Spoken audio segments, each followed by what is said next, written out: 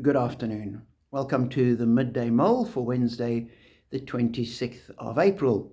With Robert Murray McShane, we keep working our way through the book of Psalms, today reading Psalm 37, a psalm of David. And in it, he compares the righteous and the wicked and how things will play out for them. And he says the following: better the little that the righteous have than the wealth of many wicked. For the power of the wicked will be broken, but the Lord upholds the righteous.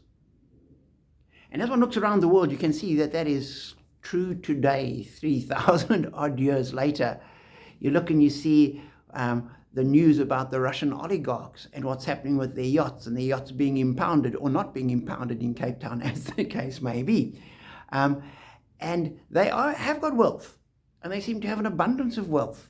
And nothing seems to be able to stop them. And, well, it's inconvenient not to be able to moor your yacht in the French Riviera, but that's not the end of the world. And one senses, this isn't right.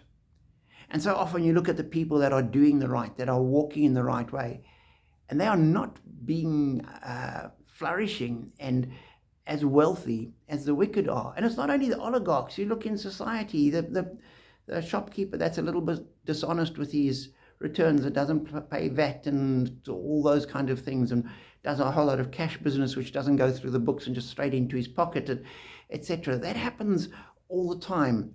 And those people do seem to be better off, because if you're going to pay your taxes like the Bible says you should, that's money that you're going to give away, as you should. And that's going to be less for you. And so, yes, it does look like the wicked are flourishing and the righteous have got less now. But as David says, better to have the little that the righteous have, than all the wealth of the wicked, because ultimately the wicked will be held accountable, will be judged. And as you keep reading through the psalm, he says they will essentially be overcome. The righteous will flourish, the wicked will disappear. Now, David didn't mean that would happen immediately, because he looked around him and he saw Saul flourishing. He saw the wicked doing well in his time and the righteous struggling, and for himself being on the run to get away from the wicked.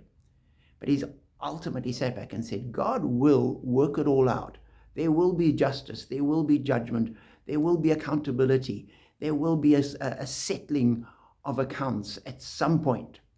And then the wicked will have to answer and will have to pay back and will be held accountable.